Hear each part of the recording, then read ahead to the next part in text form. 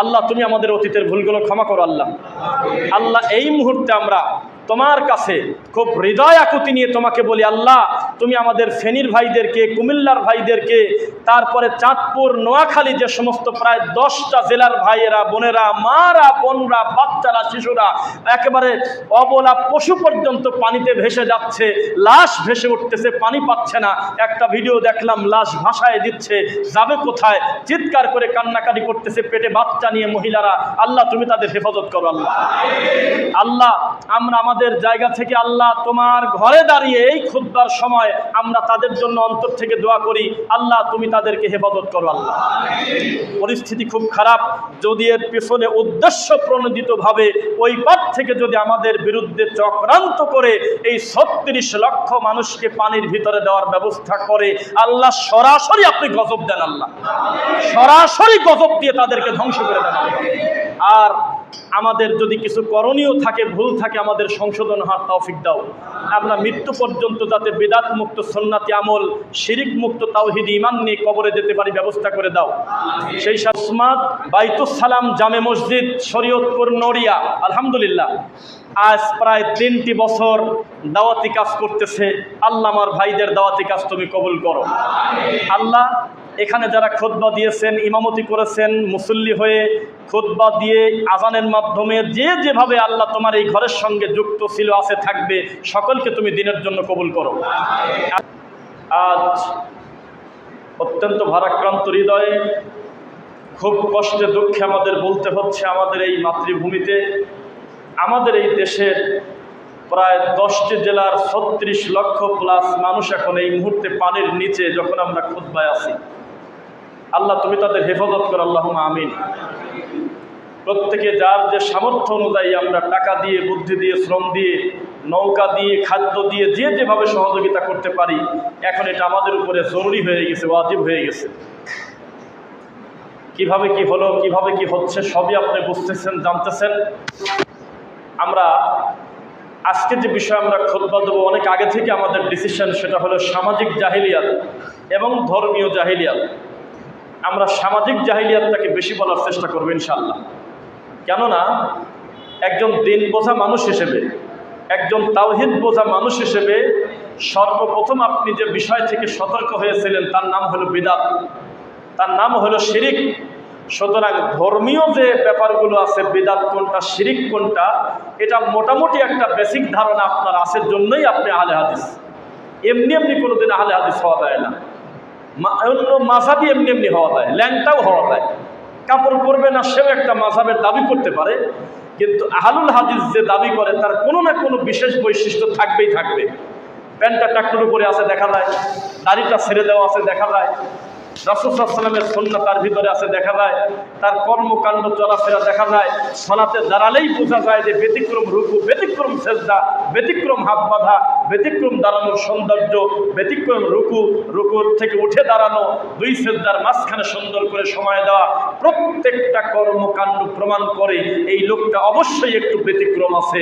তার নামই হলো বিশুদ্ধ আকীদার ছেলে। এজন্য এই বিষয়টা মোটামুটি আমাদের কম বেশি জানা আছে। আমরা আজকে আলোচনা করার চেষ্টা করব সামাজিক জাহিলিয়াত, কি কি জাহালতের ভিতরে আমরা থাকি, আমাদের কি কি দুর্বলতা, এবং সেটা থেকে উত্তোলনের উপায় ইনশাআল্লাহ। ইতিপূর্বে আপনারা জানেন, আমরা ঘোষণা দিয়েছি যে ক্ষমতায় কে থাকলো, কে গেল, আমরা কারোর দাবিদারি, আমরা কারোর গোলামি করব না, আবার কারোর বিরোধিতা করতে গিয়ে আমরা বাড়াবাড়ি করব না। আমরা হক ওই গতিতে বলবো। আমাদের ডান পাশে যদি প্রধানমন্ত্রী, বাম পাশে যদি স্বরাষ্ট্রমন্ত্রী বসে থাকে, ওই জায়গায় বসেও আমরা শিরকের বিরুদ্ধে ওইভাবেই বলবো, ওনারা না থাকলে যেভাবে বলবো একই রকম। সুতরাং জাগ্রত ঈমান নিয়ে, তাওহীদের স্লোগান দিয়ে এগিয়ে যেতে হবে। গোটা জাতির কাছে সবচাইতে বড় অভিভাবক, গোটা জাতির সবচাইতে সৌর্য সন্তান হলো মুসলিম উম্মাহ। আর মুসলিম উম্মার ভিতরে সবচেয়ে ভালো তারা, যাদের সাথে কোরআন এবং সহিহ হাদিসের সম্পর্ক। আলহামদুলিল্লাহ, আমরা হয়তো শতভাগ দাবি করতে পারবো কি সেটা আমরা জানি না, তবে আমরা সুধারণা করতে পারি, আল্লাহ আমাদেরকে তুমি সঠিক দিনের বুঝ দিয়েছো, আলহামদুলিল্লাহ। সঠিক দিনের বুঝ মানে শুধু মসজিদ মাদ্রাসার ভিতরে সীমাবদ্ধতা নয়, আমাদের আখলাকে, আমাদের আচার আচরণে, চলাফেরায়, সার্বিক সামাজিক সমস্ত কাজ সহ যত ভালো কাজ আছে সব ভালো কাজে সহযোগিতা, যত মন্দ কাজ আছে সেটা থেকে বিরত থাকা, তার নাম হলো প্রকৃত মুমিন। তো আমরা জানি 4 ঘন্টার জন্য যদি কারেন্ট না থাকে, ইলেকট্রিসিটি না থাকে, 6 ঘন্টা 8 ঘন্টার জন্য তো মাইকিং করে কিনা? আর প্রায় 10-12টা জেলা ডুবাই দেওয়ার জন্য তাদের কোনো মাইকিং করা লাগে নাই, কোনো রকম কোনো নোটিশ দেয় নাই যে আমাদের পানি বেশি হয়ে গেছে, আমাদের অবস্থা খারাপ, আমাদের এটা ছেড়ে দিতে হচ্ছে। নাউজুবিল্লাহ মিন যালিক। ধাম করে তারা এই সিদ্ধান্ত নিয়ে এমন একটা কাজ করে দিয়েছে, এখন ফেনী, নোয়াখালী, কুমিল্লা, হবিগঞ্জ, সিলেট এবং মোটামুটি 10টার উপরে জেলা প্রায় পানির নিচে। আল্লাহু সামাদ। এটা কি জুলুম না? এটা কি জুলুম কিনা? আমরা তো এই জিলাফিখোর হুজুরদের মতো না যে 12ই রবিউল আউয়াল আছে আমরা আছি, 10ই মুহররম আছে আমরা আছি, আর বাদ বাকি সময় আমরা ইল্লাল্লাহ ইল্লাল্লাহ করব মসজিদে, আর বসে থাকবো কে কবে মারা যাবে, সেই বাড়িতে 3 দিনে একবার খাবো, 7 দিনে একবার খাবো, 40 একবার খাবো। আমরা তো মুনাফিক হুজুর না। আমাদের খুব দুঃখ লাগে, খুব কষ্ট লাগে। আমাদের দেশের একটা সাধারণ একটা গাছ কাটার জন্য কারেন্টের লাইন টানবে, সেজন্য মানুষ 2 দিন আগে থেকে প্রচার করে দেয়, এলাকার মানুষ যাতে সচেতন থাকে, মোবাইলগুলো চার্জ দিয়ে রাখতে পারে, মোটর ভরে পানি রাখতে পারে, যাতে তাদের বিপদ আপদ মুক্ত থাকতে পারে। আর এ কোন ধরনের হিসাব, এ কোন ধরনের অহংকার, কি ধরনের একটা জুলুম যে তারা আমাদের দেশে এইভাবে পানি দিয়ে এভাবে গোটা 10টা জেলা তারা প্লাবিত করে দিয়েছে। হিসাব আল্লাহর কাছে হবেই হবে ইনশাল্লাহ। সুতরাং যারা দৃশ্যমান জালেম তাদের পক্ষ যে নিবে তাদের সাথেই তার হাসর নাসর হবে। কথা ক্লিয়ার? মান তাশাব্বাহা বিকওমিন ফাহুয়া মিনহুম। মুহাম্মদ সাল্লাল্লাহু আলাইহি ওয়াসাল্লামের মুখের কথা, যেই সম্প্রদায়ের সাথে যার উঠা বসা, যাদের সাথে তার সাদৃশ্য, তাদের সাথেই তার হাসর হবে। 10 বছরের ছেলে, 7 বছরের ছেলে, ভালো করে শরীয়ত আসেনি এখনো, ছেলেটা এখনো বালেগ হয় নাই। এই 7 বছরের ছেলের এক পাশের চুল আপনার লাল, এক পাশের চুল কালো, আর মা তাহাজ্জুদ করে দোয়া করতেছে যে সে জান্নাতে চলে যাবে। নাউজুবিল্লাহ। এটা সস্তা কথা? এই ছেলেটা নিচ থেকে সেলুনে যেতে পারে না, নিচ থেকে তার প্যান্টটা পরতে পারে না, নিচ থেকে তার শার্টটা পরতে পারে না। সামাজিক জাহিলিয়াত কাকে বলে? এ ফলো করতেছে ইহুদি খ্রিস্টানকে। তো সেই জাতির শাসক, সেই জাতির নেতৃত্ব যারা দেবে, এ আর কত ভালো হবে এটা বোঝেন। সুতরাং সচেতন হতে হবে প্রত্যেকটা ব্যাপারে। সামাজিক জাহিলিয়াত এমনভাবে পূর্ণ হয়ে আছে, আপনি অপেক্ষা করলে বুঝতে পারবেন। আমি জানি না কতদূরকে বলতে পারবো, প্রায় 1 ঘন্টা সময় আমরা পাবো ইনশাআল্লাহ। আমরা চেষ্টা করব সামাজিক জাহিলিয়াতের ব্যাপারে সিরিয়াস বক্তব্য দেওয়ার ইনশাআল্লাহ। আল্লাহ সুবহানাহু ওয়া তাআলা আমাদেরকে বলতেছেন, হে ঈমানের স্বীকৃতি প্রদানকারীরা, যারা এই স্বীকৃতি প্রদান করেছো কোনো ইলাহা নাই আল্লাহ ছাড়া, সত্য কোনো মাবুদ নাই আল্লাহ ছাড়া, গায়েবের উপরে যাদের বিশ্বাস আছে, তোমরা তারা শোনো, ইসলামে পরিপূর্ণভাবে প্রবেশ করো। অর্ধেক প্রবেশ করলে তোমরা হবে মুনাফিক, তোমরা হবে মুশরিক, তোমরা হবে কাফের। নুমিনু বিবাদিন ওয়া নাকফুরু বিবাদ, তোমরা কিছু অস্বীকার করবে আর কিছু মানবে।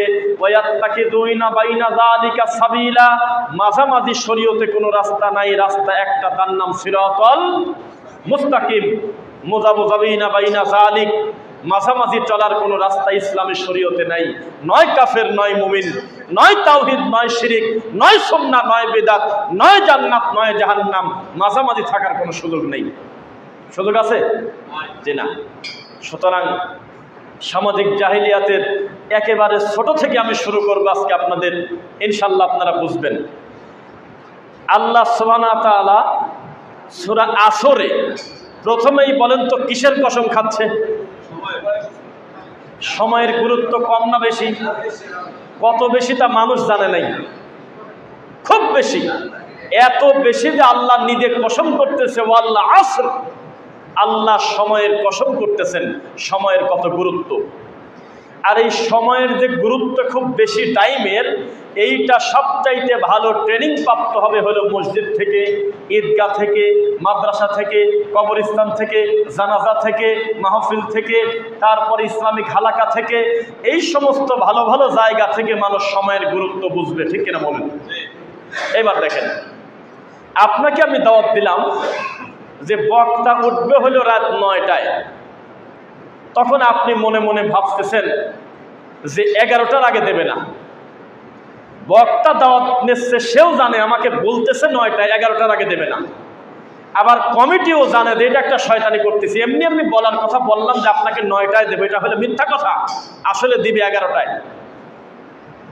বলতেছে যে বাদ আসর মাহফিল শুরু হইবে। মাহফিলের কার্যক্রম শুরু হচ্ছে এশার সালাতের 1 ঘন্টা পর থেকে। বলতেছে জানাজা শুরু হইবে সকাল 10 ঘটিকায়।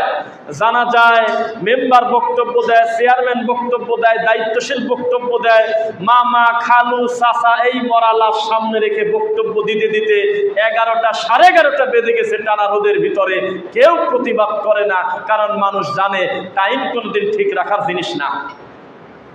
যেই যেই জায়গা থেকে মানুষ সময়ের গুরুত্ব শিখবে, সেখান থেকে সময়ের গুরুত্ব আরো পরিবর্তন করা হয়। বোঝা কি যাচ্ছে? ঈদের মাঠের কি ফাজলামো শুরু করে। আরে 7 দিন আগে প্রচার করে দিয়েছে রমজানে, 15 দিন আগে প্রচার করে দিয়েছে রোজাদারের সামনে একটা নামাজি লোক, একটা হুজুর, যে শোনেন ঈদুল ফিতরের সালাত 7টা বেজে 50 মিনিট, 8টা বেজে 30 মিনিট, কত সুন্দর করে ঘোষণা দিল, কানাকানি হইল, মাইকিং হইল, সব হয়ে গেল। তারপরেও আবার ঈদের মাঠে ফজরের সময় থেকেই বক্তা কান্নাকাটি করে আর ওয়াজ করে, চিৎকার দিয়ে ডাকতেছে, আর আছে 20 মিনিট, আর আছে 15 মিনিট, আর আছে আধা ঘন্টা, তাড়াতাড়ি চলে আসেন। 8টা পার হলে কর্তৃপক্ষ দায়ী থাকবে না, আমরা কিন্তু নামাজে দাঁড়িয়ে যাব। এই নীতি কোথায় পাইল? এই জাতি সময়ের গুরুত্ব বুঝবে কিভাবে? অথচ নবী সাল্লাল্লাহু আলাইহি ওয়াসাল্লাম বলেছেন 2টা সালাত আছে, এক ঈদুল ফিতর, এক ঈদুল আজহা, 2টাই ঈদের সালাত, আর 2 হলো জানাজার সালাত। এই 2 রকম সালাতে লা আজান নাই, ওয়ালা নেদা ডাকাডাকি নাই, ওয়ালা ইকামা একামত নাই, সরাসরি আল্লাহু আকবার বলে দাঁড়িয়ে যাবে। জুমার সালাতের আগে খুতবা, ঈদের সালাতের পরে খুতবা। কে কার কথা শোনে? খুতবা শুরু হওয়ার, নামাজ শুরু হওয়ার 1 ঘন্টা আগে থেকে মসজিদে বক্তব্য শুরু করেছে। টাইমের কোনো গুরুত্বই বাঙালি জাত আজও কোনোদিন জানে না। জীবনে কোনোদিন আমাদের কাছে সময়ের গুরুত্ব ছিল না, এ কথাই সত্য। লাশ সামনে রেখে ঘন্টার পর ঘন্টা বক্তব্য চলতেছে, অথচ ছিল 2টা কথা। এক, উনি মানুষ হিসেবে তার ভুল হলে আপনারা ক্ষমা করে দিবেন। 2, দেনা পাওনা থাকলে আপনি বলবেন তার ওয়ারিশ সূত্রে এরা এই দেনা পাওনা পরিশোধ করবে। আল্লাহু আকবার, সালাত শুরু হয়ে যাবে। এটা ছিল মূল কাজ। কে কার কথা শুনে প্রত্যেকটা জায়গায় আল্লাহর রাসূলের বিরোধিতা করাটাই যেন আমাদের ধর্ম। সেখানে আপনি কিভাবে আশা করেন যে সত্য মানুষ এত সহজে জেনে যাবে? এই ভাবনাটাই আপনার ভুল। কঠিন পরিশ্রম করতে হবে, কঠিন কষ্ট করতে হবে, দাওয়াতি কাজ করতে করতে করতে করতে আরে কি পরিমাণ প্রেসারে পড়লে মার খেতে খেতে তার উম্মতরা বলতেছে নবীকে, মাতা নাসরুল্লাহ, ইয়া নবী আল্লাহ, হে আল্লাহর নবী, হে আল্লাহর পয়গম্বর, মার আর কত খাবো, আল্লাহর সাহায্য কবে আসবে? কি ঠাট্টা কথা পাইছেন? তারা কি পরিমাণ প্রেসারে পড়লে একজন উম্মত তার নবীকে, সাহাবী তার নবীকে বলতে পারে, হে আল্লাহর নবী, আমরা কবে আল্লাহর সাহায্য পাবো? মার খেতে খেতে তো আমাদের অবস্থা খারাপ। কি এমন বিপদে পড়েছেন, পরিস্থিতি কি এমন কঠিন হয়েছে? ঘরে বসে আছেন কেন? দাওয়াতি কাজ করতে হবে। দাওয়াতি কাজ করতে করতে করতে করতে মরার একদিন আগেও যদি আপনার আব্বা টাকনুর উপরে কাপড় পরে, জর্দা পরিত্যাগ করে, পীর ফকিরের নীতি থেকে ফিরে আসে, আপনি মনে করবেন আলহামদুলিল্লাহ, আমি ডবল সার্থক হয়ে গেলাম। যদি না ফেরে তাও আপনি সার্থক, আপনি পৌঁছানোর দায়িত্ব পালন করে দিয়েছেন। আর যদি মানে তো ডবল সার্থক। মুসলমানের কোনো লস নাই। মুসলমানের করোনা হলে লাভ আছে, মাথা ব্যথা হলে লাভ আছে, পানির নিচে পড়ে মরে গেলে লাভ আছে, গুলি খেয়ে মরে গেলে লাভ আছে, কেউ যদি মেরে ফেলে তবু লাভ আছে, আবার ঘুমের ভিতরে মারা গেলেও লাভ আছে। শর্ত হলে মুমিন হতে হবে। মুমিনের কোনো লস নাই। সহিহ বুখারীর হাদিস, মুহাম্মদ সাল্লাল্লাহু আলাইহি ওয়াসাল্লাম বলেছেন, একজন মুমিনের গায়ে একটা কাঁটা পর্যন্ত ফোটে না, যেই কাঁটা তার গুনাহ মাফের জন্য আল্লাহ দেয় না। সুবহানাল্লাহ। তাহলে মুমিনের কোনো লস আছে? কোনো লস নাই। আমাদের খালি একটা শর্ত, আমরা মুমিন হতে পারলাম কিনা। লা তাহিনু ওয়ালা তাহজানু ওয়া আনতুমুল আ'লাউনা ইন কুনতুম মুমিনিন। তোমাদের কোনো ভয় নাই, তোমাদের কোনো চিন্তা নাই। মুমিন যদি তোমরা হতে পারো, বিজয়ের মালা তোমাদের গলায় দেব। সুবহানাল্লাহ। লা তাযালু তাইফাতুম মিন উম্মতি যাহিরিনা আলাল হক। মুহাম্মদ সাল্লাল্লাহু আলাইহি ওয়াসাল্লাম বলেছেন, শোনো অপৃথিবীর মানুষ, শোনো, খায়রুল কুরুনি করনি সুম্মাল্লাযীনা ইয়ালুনাহুম সুম্মাল্লাযীনা ইয়ালুনাহুম। সবচেয়ে ভালো যুগ হলো আমার, তারপরে এরপরে আর কিছু বলেই নাই। বলছে এরপর তোমরা সিরিয়াল করে নাও, এর থেকে কম ভালো, এর থেকে কম ভালো, এর থেকে কম ভালো। এখন 1450 বছর পরে কত খারাপটা মানুষ আমরা বুঝতে পারবো না। মুহাম্মদ সাল্লাল্লাহু আলাইহি ওয়াসাল্লামের সময় হলো সবচেয়ে ভালো। সবচেয়ে কি ভালো? কত ভালো তা আমরা হিসাব করতে পারবো না। তারা হলে আমাদের জন্য মডেল। সুবহানাল্লাহ। আল্লাহর রাসূলকে দেখে দেখে, তাকান আমার দিকে, আল্লাহর রাসূলকে দেখে দেখে হুবহু যারা আমল করেছে তাদের নাম হলো সাহাবী। সুবহানাল্লাহ। সেই মানুষ আমরা কি পাইছি? তাদেরকে যারা দেখছে তারা কারা? ঈমান সহকারী, ঈমানের সাথে। তারপরে যারা দেখছে তারা কারা? আমরা কিন্তু হিসাবের বাইরে। এখন আমরা কত খারাপ পরিস্থিতিতে আছি আপনি হিসাবে বোঝাতে পারবো না। আল্লাহর নবী এত খারাপ হওয়ার পরেও আপনার উম্মতের ভিতরে কেউ কি ভালো থাকবে না? আল্লাহর নবী বললেন, অবশ্যই। লা তাযালু তাইফাতুম মিন উম্মতি যাহিরিনা আলাল হক। আমার উম্মতের একটা দল, পরিস্থিতি যতই খারাপ হোক, যতই সমাজে বেদাত থাক, যতই সমাজে শিরক থাক, যতই সমাজে মানুষ পূজা হোক, যতই সমাজে খানকা পূজা হোক, যতই সমাজে মাজার পূজা হোক, যতই সমাজে পীর পূজা হোক, যতই সমাজে আকাবির পূজা হোক, যতই সমাজে বড় বড় পাপাচার হোক, তবু আমার একটা দল কিয়ামত পর্যন্ত হকের উপরে থাকবে। লা ইয়াদুররুহুম মান খাযালাহুম হাত্তা ইয়াতিয়া আমরুল্লাহ। এই দলের কোনো ক্ষতি বিপরীত দিক থেকে কেউ করতে পারবে না। সুবহানাল্লাহ। ওয়াহুম কাযালিক। শুধু তাই নয়, এই দলটা হকের উপরেই আল্লাহর সামনে দাঁড়িয়ে যাবে। সুবহানাল্লাহ। আমরা কি চাই হকের উপরে আল্লাহ আমাদের কবুল করুক? যদি চাই আমরা আল্লাহকে বলি, আল্লাহ এই দলের সাথে আমাদের থাকার সুযোগ করে দাও, আল্লাহুম্মা আমিন। তবে সেই দল, সেই মানহাজ একমাত্র মুহাম্মদুর রাসূলুল্লাহ সাল্লাল্লাহু আলাইহি ওয়াসাল্লামের আদর্শের মানহাজ। কি বলেন? কোনো মত, কোনো পথ, কোনো মানুষ পূজা এই দল করে না। এবার আপনাকে আমি বলি, সামাজিক জাহিলিয়াত কাকে বলে? হক কথা সিরিয়াসভাবে বলতে হবে। আমাদের সমাজের আলেম ওলামার কয়েকটা শ্রেণী। এক, কোরআন মাজিদ পড়তে গেলেই আমাদের এই সমাজে কেউ কেউ শুধু খুঁজে পায় আল্লাহর নবী নূরের তৈরি না মাটির তৈরি। এত বড় কোরআনে আর কোনো আলোচনা নাই।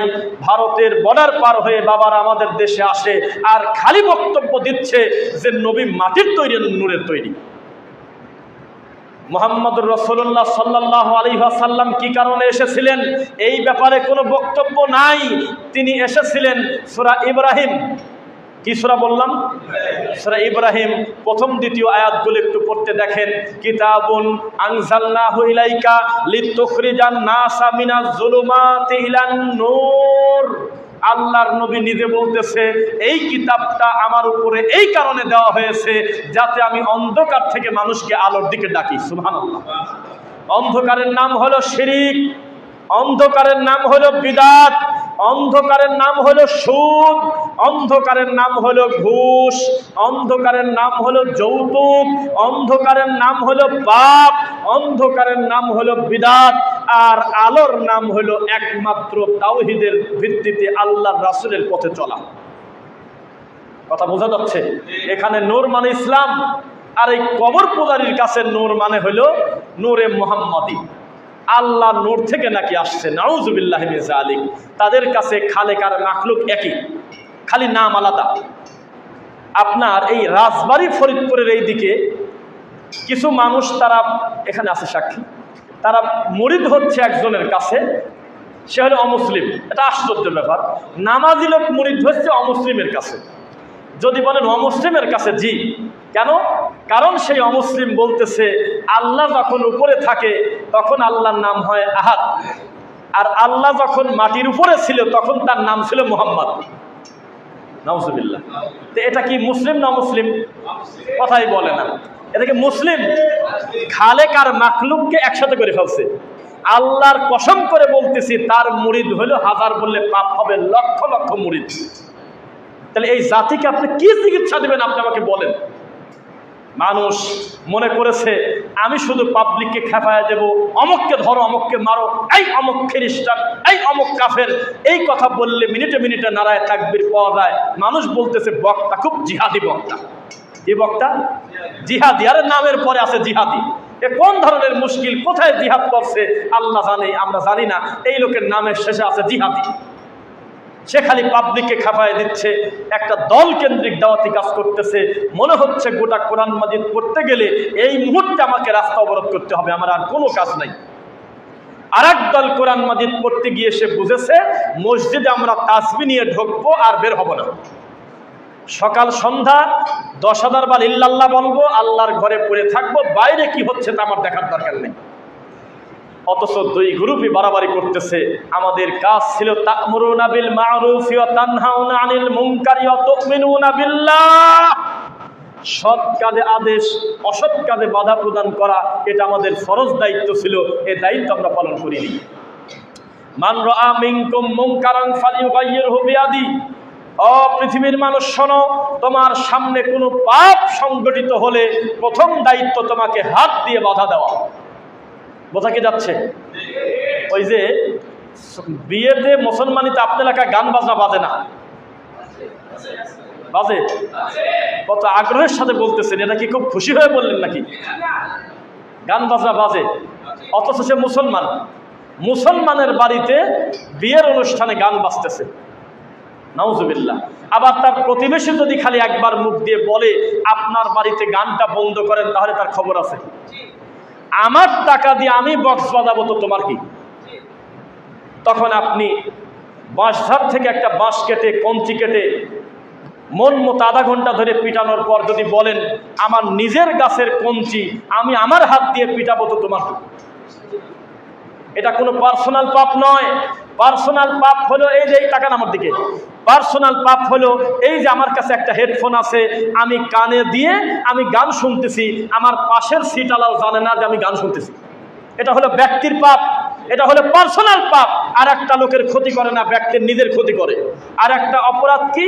আমি হেডফোনটা খুলে সাউন্ডটা জোরে দিয়ে আমি উপরে রেখে দিলাম, গোটা বাস ভর্তি লোক আমার গান শুনতেছে। তাহলে আমি একা পাপি না সমস্ত লোকের পাপ আমার একা হবে? প্রকাশ্যে যারা বাদ্যযন্ত্র বাজায়, গান বাজায়, এই গানটা যারা সহ্য করে তারা না পুরুষ না মহিলা, লজ্জা করতেছে তবু বলেই ফেললাম কথাটা। কি বলতেছেন আপনি? কথা শোনে না মানে? সামাজিক দায়িত্বশীল চেয়ারম্যানের কাছে, মেম্বারের কাছে মুনাফেক মার্কা ভণ্ড হুজুর যদি না হয়ে ভালো মানুষের বাচ্চা যদি 20টা গিয়ে বলে চেয়ারম্যান সাহেব আমরা আল্লাহর ঘর থেকে এই মাত্র ফজরের সালাত করে বের হলাম, এই মুহূর্তে আপনি ঘোষণা দিয়ে দিবেন আমাদের গোটা এলাকায় কোনো বাদ্যযন্ত্র বাজা চলবে না। কেউ যদি কানে হেডফোন নিয়ে গান শোনে, আমরা তো শুনি নাই, এ ব্যাপারে আমাদের বক্তব্য নেই।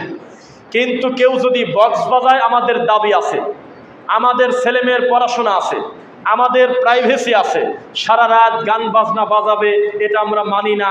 আপনি আমাদের কি করবেন বলেন? আমরা একসঙ্গে আপনার এলাকার 15টা মসজিদের ইমাম আমরা উপস্থিত হয়ে গেছি। এখন আপনি আমাদের কিভাবে ফেরাবেন? ফেরান। মুনাফেক হুজুর ওই চেয়ারম্যানের মা মরে গেছে, ও বাড়িতে যা মুনাজাত ধরে আধা ঘন্টা খালি হু হু করে কাঁদে। এই মুনাফিকদের কারণে আজকে সমাজে কোনো পরিবর্তন নাই। এই ভণ্ডদের কারণে আজকে কথা বলা যায় না।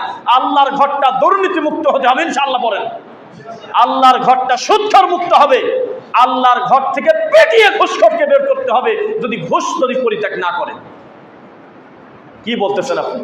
আপনি আগেই দায়িত্ব নিচ্ছেন সংসদের, আপনার পরিবারের দায়িত্ব নেবে কে? আপনার বড় ছেলে তো সুদ খায়, আপনার বড় ছেলে তো গাঁজা খায়, আপনি পিটায় মানুষকে জোর করে সংসদে ঢুকায় দিবেন কিভাবে? এখন থেকে সংশোধন হন, এখন থেকে টার্গেট নেন। আল্লাহর ঘরে আমরা কোনো ঘুষখোরকে কমিটিতে রাখবো না ইনশাআল্লাহ। আল্লাহর ঘরে আমরা কোনো মাদক সেবনকারীকে আমরা আল্লাহর ঘরের কমিটিতে রাখবো না ইনশাআল্লাহ। এভাবে যদি আপনি দায়িত্ব পালন করেন, আর বাপের বেটা যদি মসজিদের খতিব হয়, ইমাম হয়, ইনশাআল্লাহ এই 64টি জেলায় লক্ষ লক্ষ মসজিদ ইনশাআল্লাহ এই সমস্ত দুর্নীতিবাজ মুক্ত হয়ে যাবে ইনশাআল্লাহ। আর যদি মুনাফেক হয়, তাহলে তাকান আমার দিকে, কিছু বলবেন? জি হুজুর কিছু বলবেন? বাবাজি কিছু বলবেন? ঠাকুর পূজা করে এই অমানুষ, এই শয়তানগুলো, এদের কারণে আজকে ভালো ভালো আলেমগুলো বেজ্জিত। তাদেরকে দালাল বলে মানুষ, তাদেরকে সরকারের দালাল বলে বলে মানুষ গালি দেয়, এই সমস্ত মুনাফিক মার্কা কিছু হুজুরের কারণে। আমাদের কাছে এমনও হুজুরের সন্ধান আছে যে তার মুখামুখি একজন সিটি মেয়র খুতবা শুনতেছে, একজন এমপি মন্ত্রী খুতবা শুনতেছে, আর সে বক্তব্য দিচ্ছে এদেশের 94% এরা হলো ঘুষখোর ভণ্ড। মাথা তোলার সুযোগ পায় নাই, তার বক্তব্যের গতির কাছে মাথাটা নিচু করে খুতবা শুনে একেবারে বিড়ালের মতো বাড়ি চলে গেছে। এইরকম ছেলে মানুষের মতো যদি খুতবা হতো 64টা জেলায় লক্ষ লক্ষ মসজিদে, হাজার হাজার মসজিদে, ইনশাল্লাহ জাতির পরিবর্তন আসতো। মানুষ পিটিয়ে এই ভণ্ডদেরকে আপনার দায়িত্ব ছাড়া করত, কিন্তু সেটা নাই। আমাদের সমাজে চলে মানুষ পূজা। কয়দিন আগে মনে হতো এদেশে আওয়ামী লীগ বাদ দিলে কিছুই থাকে না, এই মাত্র কয়েকদিন পর এখন মনে হচ্ছে এই দেশে কেউ আওয়ামী লীগ ছিল, এটা বোঝা যাচ্ছে না।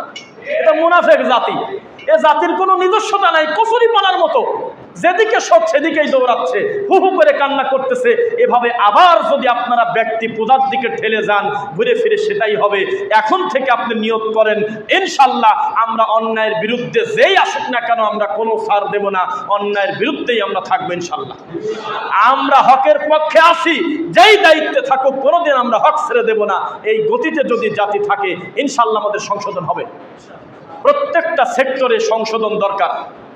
অনেক বিষয়ে কথা হচ্ছে, এদের বিদ্যুৎ বিল নিয়ে খুব কম কথা হচ্ছে। হবে, অবশ্যই হবে।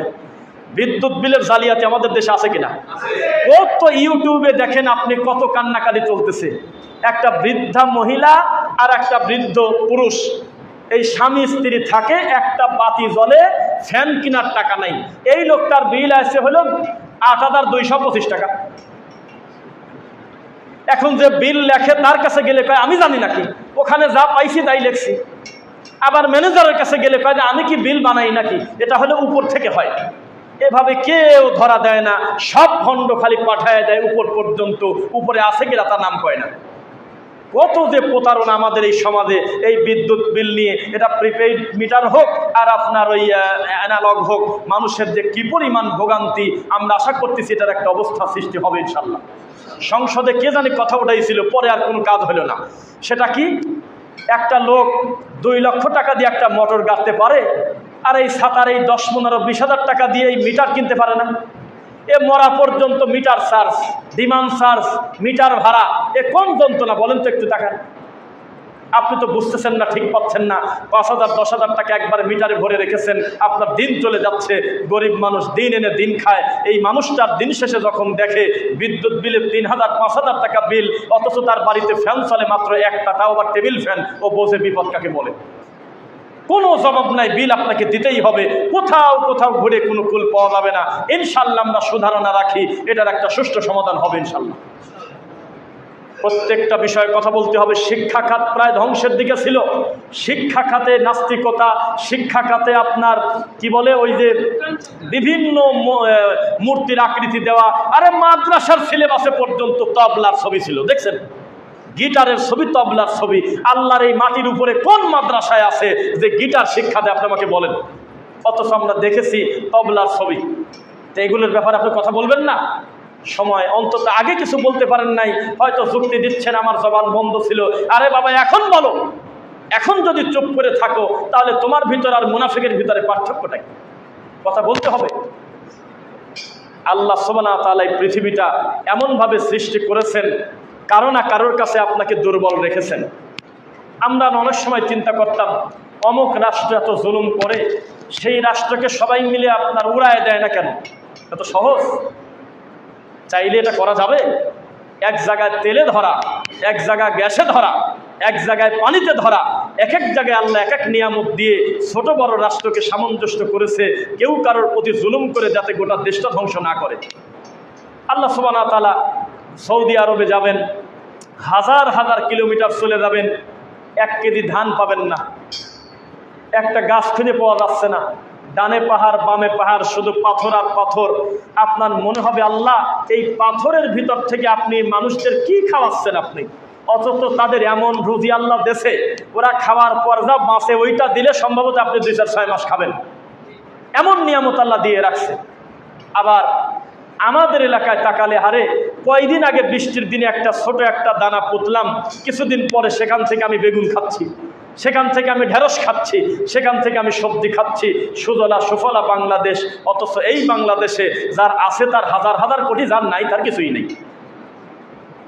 আমাদের এই বাংলাদেশটা গরিব যে বলে সে হলো মিথ্যুক, যার আছে তার হাজার হাজার কোটি, যার নাই তার কিছুই নেই।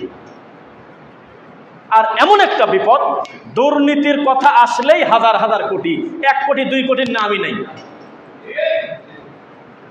মানে এরকম একটা হইতো যে যাক উনি হলো ছোট ছোট ভণ্ড, ছোট দুর্নীতিবাজ, তাই বেচারা কষ্ট করে 2 কোটি টাকা উনি হলো গায়েব করছে। এ শুরুই করে হলে 5,000 কোটি, 3,000 কোটি, 30,000 কোটি, 36,000 কোটি, 92,000 কোটি, 1 লক্ষ কোটি। তা গরিব বললেন কিভাবে দেশটাকে? বললেন কোন জ্ঞানে আপনি বলেন? যে টাকাগুলো নির্দিষ্ট কিছু মানুষের হাতে জিম্মি, ওই টাকাগুলো যদি সেটায় দেয় গোটা দেশটা হয়ে যাবে। আপনার কি বলবো, আপনি বুঝে নেন। এই যে অবস্থা, প্রত্যেকটা শাখায় পরিবর্তন দরকার আছে কিনা বলেন? আমরা কত নির্লজ্জ, রাগ করবেন না, আমরা হুজুররা আমাদের গায়ের উপরে নিলাম, আমরা এই টুপিওয়ালা দাড়িওয়ালারা নামাজি লোকরা আমরাও কত নির্লজ্জ। হারে ইমাম তাকান আমার দিকে, ইমাম হাজি, মুয়াজ্জিন তাহাজ্জুদ কাজা করে না, মসজিদ যেই লোকটা খাদেম সেই লোকটা 5 ওয়াক্ত সালাত আল্লাহর ঘরে জামাতে পড়ে, 1 টাকা হারাম খায় না। আর সেই মসজিদে তাদেরকে যে বেতন দেয়, তাদেরকে যারা পরিচালনা করে সে হলো ঘুষখোর। কোন বেলজ্জাতি আমরা, বলেন তো দেখি একটু। আর এতগুলো নামাজি লোক তারা নামাজে আসছে, জুমার খুতবার পরে এই নামাজি লোকদেরকে দাঁড় করায় রেখে একটা ডাকাত কথা বলে, তখন হা করে সব লোকজন দেখতেছে। এদেরকে জুতা পিটা করা ফরজ না? যে এই ভণ্ড, তুই এখানে কি করিস? তোর কারণে তো প্রাণ খুলে কথা বলতে পারে না। পরিস্থিতি এত কঠিন। আপনাকে আমি বলি, মানুষ যখন বিদাতকে, তাকান আমার দিকে, বিদাতকে যখন মানুষ গলার মালা বানায়, তাকান, মানুষ যখন বিদাতকে তার হাতের চুরি বানায়, তখন তার ঘাড়ের উপরে এসে চাপে জুলুম, নির্যাতন চাপবে। মানুষ যখন শিরিককে তার গলার হার বানিয়ে নেয়, তখন তার রুজির বরকত আল্লাহ তুলে নেয়। এটা সত্য কথা, বরকত তুলে নেবে আল্লাহ, এটা নিয়ম। অথচ হওয়ার কথা ছিল তাওহীদ হলে আমার গলার মালা। পুরুষ মানুষের কোলে আমার মালা টালা নিয়েন না, এটা একটা কথা বললাম আর কি। পুরুষ মানুষের জন্য 2টা জিনিস হারাম পরা। আল্লাহর নবী একদিন, আচ্ছা দেখালাম না, 2 হাতে 2টা জিনিস উঁচু করে ধরলেন, ধরে বললেন, ইন্না হাযাইনি হারাম আলা যুকুরি উম্মতি, আমার উম্মতের পুরুষদের জন্য এই 2টা জিনিস চিরতরে হারাম। যারা পুরুষ তারা বেশি কথা বলবেন না, দেখি কেউ একজন বলেন সেই 2টা কি? সুবহানাল্লাহ, আলহামদুলিল্লাহ, মাশাআল্লাহ। একটা হলো রেশমি কাপড়, আর একটা হলো স্বর্ণ। এই 2টা পুরুষের জন্য ব্যবহার করা কি? হারাম। তাই নতুন বরকে যে স্বর্ণের চেন দিয়ে নামায় কি করবেন বলেন? শরীয়তপুরে নাই? আছে। প্রতিবন্ধী জামাই সহজে গাড়ি থেকে নামে না, বেচারা নামতে গেছে। এখন আপনাদের এলাকায় কি বলে, ওই যে বরের সাথে যে থাকে, কি কি যেন বলে, কোল দামরা নাকি বলে, নাকি বলে বরের সাথে কোলদানি, এরকম না? বরের সাথে যে সবসময় থাকে, তুই কথা বলবি না, তুই রুমাল দিয়ে থাক, তুই মহিলা, তুই আজকের দিনে পর্দা কর, আমরা কথা বলবো। তো মুখ এইভাবে রাখে আর সাইড থেকে খালি কই মারে, ওর নাম কি বলে?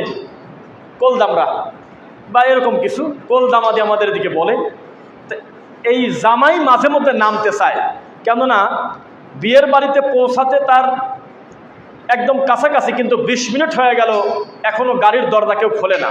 তখন বর নামতে গেছে, সাইড থেকে বলছে, নামিস কেন? তোকে কি নামাতে আসছে কেউ? তোকে নামানোর জন্য কি কেউ আসছে? তুই আগেই নামতে যাস, তুই তো প্রতিবন্ধী। তোকে কোলে করবে, তোর গলায় একটা ওই যে কোরবানির একটা ফুল দেবে, তারপরে তুই নামবি, তুই আগেই নামিস কি কারণে? তখন চাচা শ্বশুর না দাদা শ্বশুর বা শ্বশুর বা শাশুড়ি, অবশ্যই পরনারীও আসে সাথে, তারা এসে ওই জামার গলায় মালা দেয়। বানরের গলায় মালা দেওয়ার পরে তখন বলতেছে যে জামাই এবার নামো, এবং হাতে একটা মোবাইল ধরা দেয়, তার আগে নামা যায় না। অথচ আপনি মনে রাখবেন, যেটা হারাম সেটা 3 মিনিট ব্যবহার করাও হারাম, 3000 বছর ব্যবহার করাও হারাম। 1 সেকেন্ডের জন্য ওই স্বর্ণটা ওর গলায় দেওয়া যায় ছিল না। তখন আশেপাশের লোক আবার বলে, আরে আপাতত কিছু সময় দে, এটা তো সবসময় গলায় দেওয়া লাগবে না, তোর বোর জিনিস তোর বড়ি থাকবে। এই যে সলতাতুরি, এই যে পাগলামি, যে জামাইকে বলতেছে যে তোমরা স্বর্ণ দাও, উনি বলতেছে পুরুষ মানুষের স্বর্ণ দেওয়া জায়েজ নাই, তো বলতেছে আরে পাগল, স্বর্ণ তো তোর মেয়ে পড়বি, এটা একটা নিয়ম, ওই গলায় দিবি, ও কি গলায় একদিন ঘুরবি নাকি? নাউজুবিল্লাহ। আমি আপনাকে এটা বোঝাতে চাচ্ছি, যেটা হারাম সেটা কি 2 মিনিটের জন্য হালাল হয়ে যাবে? যেটা হালাল সেটা সবসময় হালাল, যেটা হারাম সেটা সবসময় হারাম। সামাজিক জাহিলিয়াত আপনি কত দেখবেন। হুজুররা বলে না কেন খুতবায়, মসজিদের দায়িত্বশীলরা বলে না কেন, মুয়াজ্জিনরা সবাই মিলে একজোট হয় না কেন, যেই বাড়িতে বাদ্যযন্ত্র বাজবে, গান বাজবে, সেই বাড়িতে আমরা বিবাহ করাতে যাব না? বলুক, মরা মানুষের মতো কথা বলে কেন? বলে দিক, দেখি কাজ হয় কিনা। যেই লোকটা সালাত আদায় করে না, যেই লোকটার সাথে আল্লাহর কোনো সম্পর্ক নাই, তার জানাজায় আমি যাব না, যে যায় যাক, এ কথা বলে না কেন সাহস করে ইমাম সাহেব? বললে কাজ হবে, কাজ হবে না আবার কি? কয়টা মাইয়েতকে ঠেকায় দিয়েছেন, কয়টা লাশকে সামনে রেখে বলেছেন এই লোকটা ভালো না, ইমাম বলায় নিচ্ছে, ক্ষমা করে দিছেন তো? হাত তোলেন, ক্ষমা করে দিছেন তো মাইয়েতকে? ওই কিরে, মানে সবাইকে বলাচ্ছে যে ওনাকে মাফ করছেন তো আপনারা?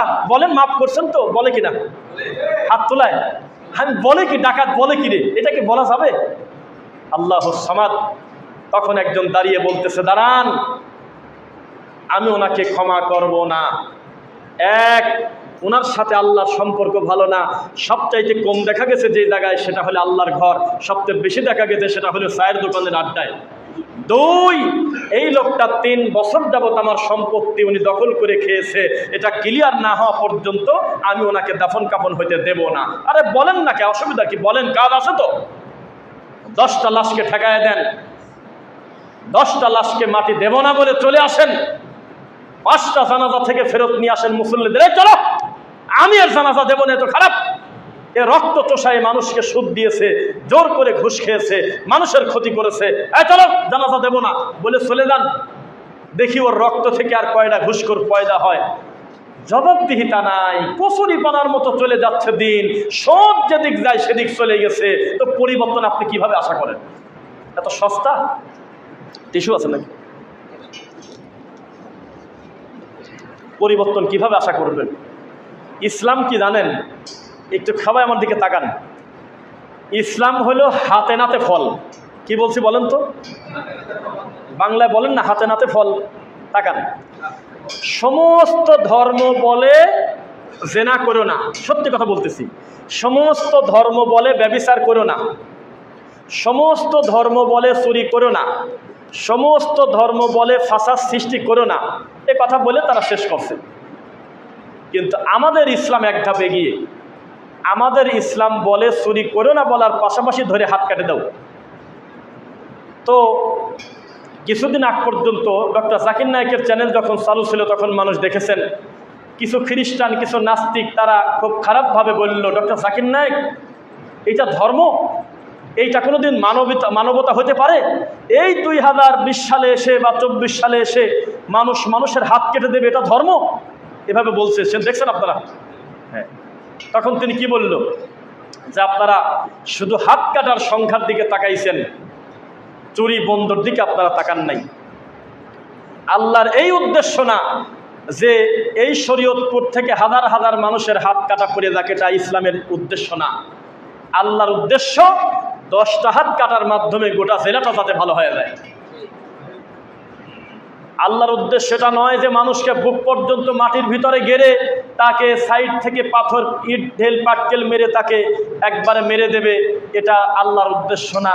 আল্লাহর উদ্দেশ্য হলো এইটা, যাতে 2-4টা এই পাপাচারীকে মারার কারণে লক্ষ লক্ষ কোটি কোটি মানুষ যাতে এই পাপটা ছেড়ে দেয়। বিপরীত হাত পা, ডান পা বাম হাত, বাম পা ডান হাত কেটে দাও, যাতে আর চাঁদাবাদি করতে না পারে, ফাসাদ সৃষ্টি করতে না পারে, দাঙ্গা করতে না পারে, ডাকাতি করতে না পারে।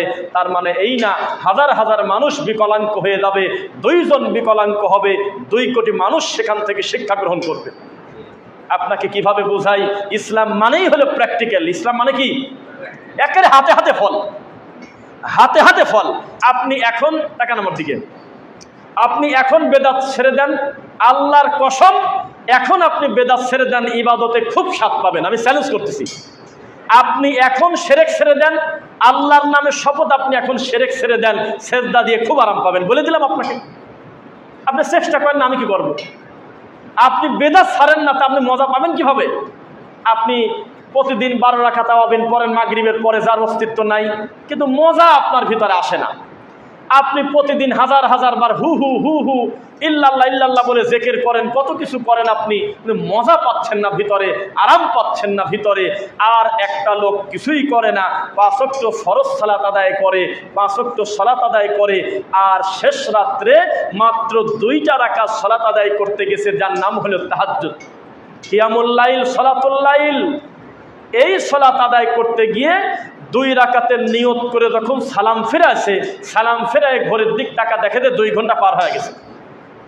তা আপনি মজা বুঝবেন কিভাবে? মজা তো বোঝে, কারণ ওর মাথাই নাই যে আমি সেজদায় দিছি কোন সময়। সেজদায় গিয়ে প্রাণ ভরে তার মাতৃভাষায় আরবিতে দীর্ঘ সময় সে আল্লাহর কাছে তার কান্নাকাটি করতেছে, কত কিছু চাচ্ছে, আর আপনার মাথার ভিতরে ঘুরতেছে ঠোক মেরে আবার উঠে পড়া, সুবহান রাব্বিল আযীম 3 বার বলা, ইমামের পিছনে হলো 5 সেকেন্ড, আর একা পড়লে হলো 2.5 সেকেন্ড। তা আপনি কিভাবে মজা পাবেন? সালাতের সৌন্দর্য কি? আল্লাহর কাছে কান্না করি করে মজা কত বেশি। জীবনে কোনোদিন 2 সেজদার মাঝখানে আল্লাহর রাসূলের শেখানো দোয়া পড়ার টাইম পর্যন্ত আপনি পান নাই। জীবনে কোনোদিন আল্লাহুম্মা বাইনি ওয়া বাইনা খাতায়ায়া পড়ার টাইম পান নাই। জীবনে কোনোদিন রুকু থেকে মাথা সোজা করে দাঁড়িয়ে একটু সময় দোয়া পড়ার টাইম পান নাই। জীবনে কোনোদিন 2 সেজদার মাঝখানে একটু বসেন নাই। এই লোকটা ইবাদতে স্বাদ পাবে কিভাবে? জিন্দেগিতে কোনোদিন পাশের ব্যক্তির হাতে পায়ের সাথে পা, কাঁধের সাথে কাঁধ মিলিয়ে, হিংসা বিদ্বেষ ভুলে, আল্লাহু আকবার বলে হাত বেঁধে বিনয়ের সাথে সূরা ফাতিহার অর্থ বুঝে নামাজ পড়েন নাই, মজা পাবেন কিভাবে? কোন যুক্তিতে আপনি মজা আশা করেন? প্রকৃত মজা যারা আমরা কোরআন এবং সহিহ হাদিস মানার চেষ্টা করি, যারাই করে তারা পায় ইনশাআল্লাহ, এটা আমরা দাবি করে বলতে পারি। যার কারণে যতই বাধা আসুক, ততই গালিগালাজ আসুক, তাদেরকে ফেরানো যাবে না ইনশাআল্লাহ। দেখেন, আমরা এটা স্বীকার করি যে দিন দিন আমাদের বিশুদ্ধ আকীদার মানুষ বাড়তেছে না কমতেছে? দিন বোঝা মানুষের সংখ্যা কমতেছে না বাড়তেছে?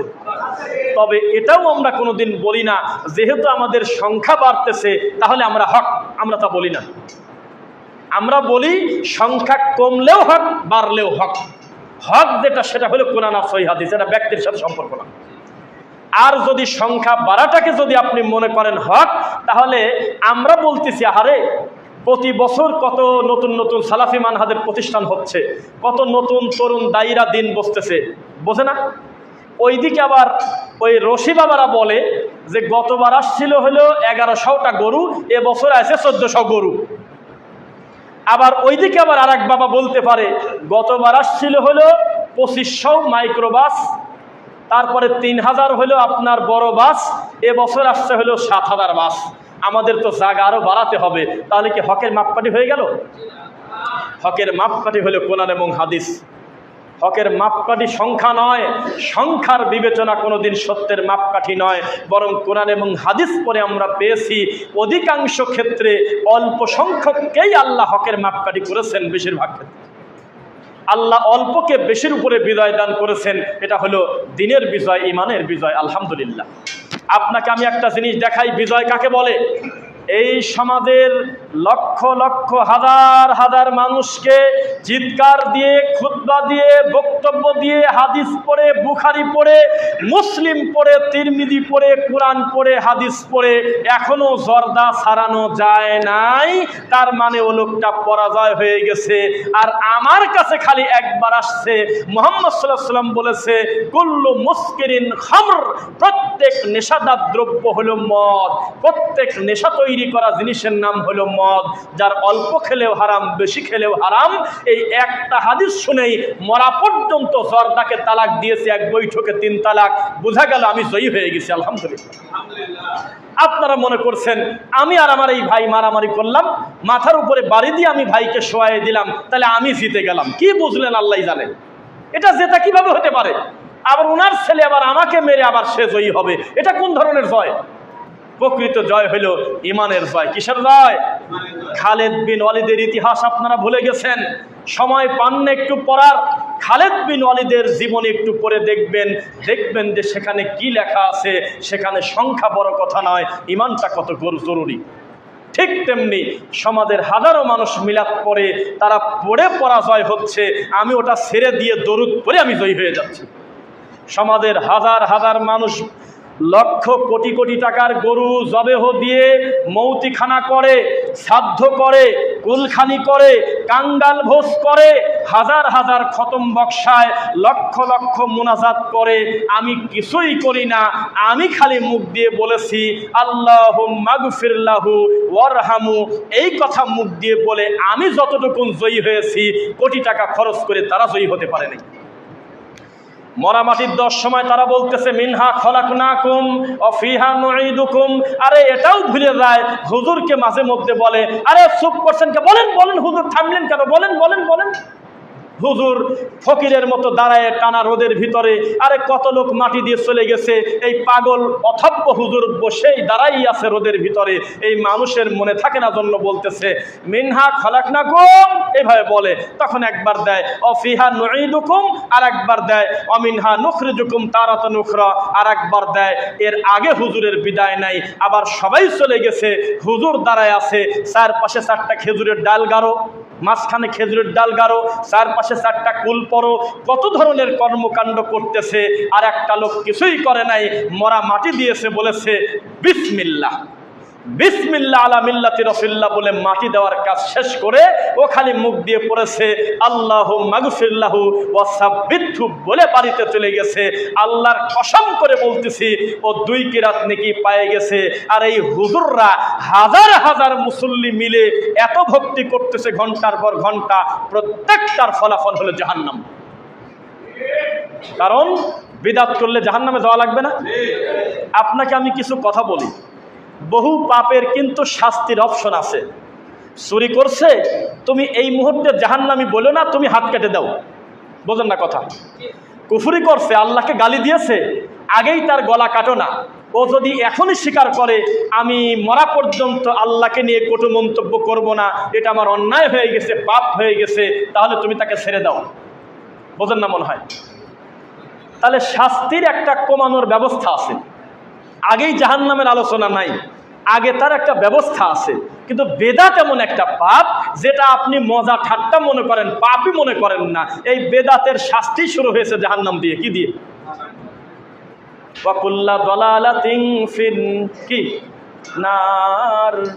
বেদাতের শেষ পরিণতি কোথায়? আগে পাশে কোনো কথা নাই যে বেদাতির কান মলিয়ে দাও, বেদাতিকে ধমক দিয়ে দাও, বেদাতিকে এইটা করো, কিচ্ছু বলে নাই। সরাসরি বলছে তুমি যদি বেদাত না ছাড়ো তোমার পরকালে জাহান্নাম, আর যদি বেদাত রানিং রাখো তোমার ফরজ কবুল হবে না, সুন্নাত কবুল হবে না, নফল কবুল হবে না। আল্লাহর লানত, মালাইকার লানত, ওয়ান নাসি আজমাইন, গোটা মানব জাতির লানত তোমার প্রতি। নাউজুবিল্লাহ পড়েন। সেই বেদাতের বিরুদ্ধে কথা বলার কারণে আমাদেরকে মানুষ কমেন্টে গালি দেওয়ার বলে এই বেটা দেশে এত কিছু হয়ে যায়, তোরা আসিস বেদাত নিয়ে, ব্যঙ্গ করে কিনা, তোরা খালি বেদাত বেদাত করিস। আরে বাবা পাপই তো বেদাত, শিরক, এটাকে ঠাট্টা মনে করলেন কেন আপনি? একটা হলো রাসূলকে অপমান করে বেদাত করে, আর একটা হলো আল্লাহর সাথে আপনার দুশমনি করে, আল্লাহর মানের হানি করা, সেটা হলো শিরক করা। এটাকে ছোট পাপ আপনি বললেন কিভাবে? 2টা পাপের সম্পর্ক কিসের সাথে? জাহান্নাম। কিসের সাথে বলেন না? আর একটা কথা, কিছু কিছু ক্ষেত্রে শিরকের থেকে বেদাত বেশি ডেঞ্জারাস। ধাক্কা খেলেন নাকি? আমি কেলে কথা বলি নাই যে শাস্তির কথা, আমি বলছি কিছু কিছু ক্ষেত্রে শিরকের থেকে বিদআত আরো ভয়াবহ পরিণতি হয় সমাজে। কারণ শিরক হলে একটা লোককে বোঝানো যায় অনেক ক্ষেত্রে। কিন্তু বেদাত সহজে বোঝানো যায় না, মোরা স্বীকার করবে তাও বুঝতে চাবে না। শিরিক থেকে বেদাত কিছু কিছু ক্ষেত্রে খুব ডেঞ্জারাস, আছে কিনা বলেন? খুব কঠিন। মানুষ, আপনি মনে রাখবেন, সমাজের সমস্ত মানুষ যদি কাপড় হারায় যায়, সমস্ত মানুষের পোশাক যদি চলে যায়, ল্যাংটা থাকে, আপনার একার যদি গায়ে পোশাক থাকে, শরীয়ত আপনাকে জুলুম করে নাই যে তোমারটা খুলে দিয়ে তুমি কারোর ঢেকো, তা বলে নেই। বলছে তোমার নাভি থেকে হাঁটু ঠিক রাখো, এটা তোমার জন্য ফরজ। বাকি কাপড় দিয়ে পারলে 2-4 জনকে ল্যাংটা ঢেকো, না পারলে ল্যাংটাই থাক, তোমার পর শরীয়ত জুলুম করে না। এত ওস্তাদি কথা কোথায় পেয়েছেন আপনি? সমাজ যেদিকে চলে চলি, গতি যেদিকে যায় সেদিকে যাই, এসব কথা কই পেয়েছেন আপনি? এটা তো বেদাতিরা বলে কিনা বলেন? যখন যেদিকে তারা সেদিকে চলে, এজন্যই আমাদের দাওয়াতি কাজে এত বাধা। আল্লাহ আমাদের দিনের জন্য কবুল করুন, আল্লাহুম্মা আমিন।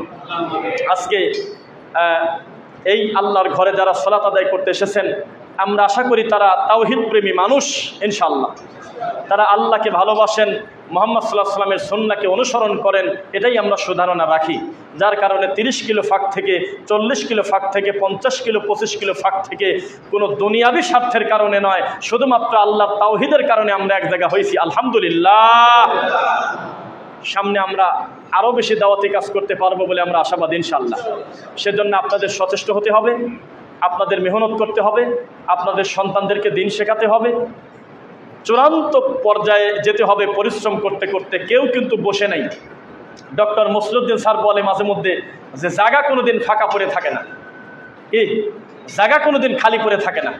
আপনি যদি সুন্নাত দিয়ে ভরতে না পারেন তো বিদআত এসে বসে পড়বে, আপনি যদি তাওহীদ পৌঁছাতে না পারেন তো শিরক করে যাবে। আপনাকে একটা উদাহরণ দেই, ওই পাশে পুকুর নাই, ওই পাশে পুকুর, একেবারে নিরীহ একটা ভালো মানুষ, একেবারে সহজ সরল একটা মানুষ, গ্রামের মানুষ, লোকটা ভালো, একদম নিরীহ লোক, কিন্তু ভালো বলা যাবে না কারণ সে নামাজ পড়ে না, ইবাদত বন্দেগী ধর্মের সাথে সম্পর্ক নাই, কিন্তু ব্যক্তি ভালো, মানে আচরণটা ভালো। এরকম একটা নিরীহ লোকের কাছে তবলিগ জামাতের লোক চলে গেছে, যা বলতেছে ভাই একমাত্র আল্লাহর রাস্তায় আসেন, একটু কাকরাইল চলেন, একটু টঙ্গীতে চলেন, 3 দিনের সময় লাগান, একটা সিল্লাত দিয়ে আসেন, দেখেন অবস্থাটা কি হয়। কত বড় বড় ওলামায়ে কেরাম আমাদের সাথে আছে, কত বড় বড় মুফতি আমাদের সাথে আছে, একটাবার শুধু একটু সময় লাগান। তখন উনি বলল যে আমার কাছে তো টাকা নাই। কাজে আরে পাগল, টাকা আল্লাহ দিবি, বলে না, না টাকা তো আল্লাহ দিবি, ঠিক আছে তাহলে আমি যাই।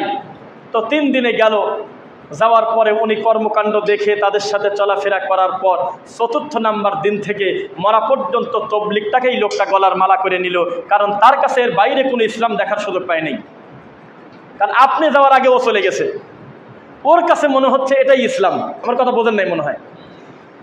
এই লোকটা মাছ মারতেছে, তবলিগের লোক যায় নাই, আক্রোশের লোক আগে চলে গেছে, যায় তাকে বলতেছে ভাই একটু কষ্ট করে একটু আসেন, বাবাজানের কেবলাজানের দরবারে একটু আসেন, দেখেন সেখানে কি কান্নাকারি হয়, দেখেন কি অবস্থা রে, মানুষ তো মানুষ, গরু কত গুণী শেষ করা যাবে না, একটু আসেন দেখেন কামটা কি হয়, একটু আসেন ফরিদপুরে। সুন্দর করে তাকে ম্যানেজ করে নিয়ে গেল। বেচারা 2 দিন 3 দিন ওখানে মাহফিলে থাকলো, তাদের সাথে একই সঙ্গে খানা খাইলো। খাওয়ার পরে এই লোকটার কাছে আপনি জিজ্ঞাসা করতেছেন এই ওখানে গেলেন কেন? তখন তার মনে হচ্ছে, সে বলতেছে যে পৃথিবীতে এই রশির চাইতে ভালো রশি আছে আমার জানা নাই। কারণ এই লোকটা এটাই দেখার সুযোগ পাইছে, আর দেখার সুযোগ পায় নাই। ভান্ডারি গিয়েছে আগে লোকটাকে ধরতে, ভান্ডারির কাছে গিয়ে লোকটা বলতেছে আমার মরার সময় কালেমা পড়ো না, তোমরা ঢোল বাঁশি বাঁধা কবর দিয়ে দিও। নাউজুবিল্লাহ বললেন না? তো এই যে তখন সে বলতেছে এটাই হলো একমাত্র ধর্মের ভান্ডার। আবার আহলুল হাদিসের একটা লোক আগে চলে গেছে, গিয়ে তাকে বলতেছে ভাইজান আপনি তো দিন ধর্ম কিছু জানেন না, বোঝেন না, আপনি একটু আমার সাথে আসেন। এসে আপনি কি বাংলা পারেন? হ্যাঁ পারি। আরবি পারেন? পড়ছিলাম ছোটবেলায়। ঠিক আছে, আমি আপনাকে মাতৃভাষায় আমি আপনাকে আল্লাহ সম্পর্কে ধারণা দেব, রাসূল সম্পর্কে সুধারণা দেব, আপনি শিরক শেখেন, বেদাত শেখেন, সুন্নাহ কাকে বলে, তাওহীদ কাকে বলে, এগুলো সম্পর্কে আপনাকে আমি ধারণা দেব।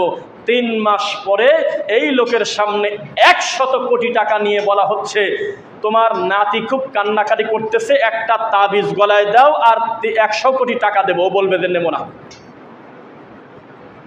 রাখো তোমার টাকা, আমার নাতি কান্না করতে করতে মরে যাক, আমি মনে করবো আল্লাহর আমানত আল্লাহ নিয়ে গেছে। আমি ডাক্তার দেখাবো, চিকিৎসা করাবো, তারপরেও যদি না বাঁচে আমি মনে করবো আল্লাহর মাল আল্লাহ নিয়ে গেছে, কিন্তু আমি গলার সাথে তাবিজ দিয়ে আমি শিরক করব না। অথচ লোক বলে একটাই, এই লোকটার কাছে যে আগে যাচ্ছে বেশিরভাগ ক্ষেত্রে তার হয়ে যাচ্ছে। এই জন্য বলি, এই নিরীহ মানুষদের খুব একটা দোষ নাই, দোষ হলে আমার মতো হুজুরদের, যারা এদেরকে নাকে দড়ি দিয়ে কল্লাদাল বাইর, ওই উটের নাকের ভিতরে যেমন দেয় এইরকম রশি লাগায় লাগায় যারা ঘোরাচ্ছে, একটু লোভ দেখায়, তাদের হলো দোষ। তবে হিসাব তো আর ওই হুজুরের একার হবে না, আপনারও হবে। আপনার একটু বোঝা উচিত ছিল, যেদিন হুজুর মুখ দিয়ে বলেছিল শোনেন কোরবানি বাড়িতে দিয়ে কি করবেন, বাবার দরবারে কোরবানি দেন, তাহলে ফরিদপুরে যদি কোরবানি দিতে পারেন তাহলে ইব্রাহিম নবীর গোপন সুন্নাত পালন করা হবে। তখন আপনার পায়ে জুতা ছিল না, তখন আপনি প্রতিবাদ করেন নাই, আজকে আপনি বলতেছেন যে কি করা যায়, এটা কি হবে? হিসাবটা একদিন আল্লাহ নিবেন কিনা। জুমার খুতবার প্রথম পর্ব শেষ করছি। বারাকাল্লাহু লানা ওয়া লাকুম ফিল কুরআনিল আযীম।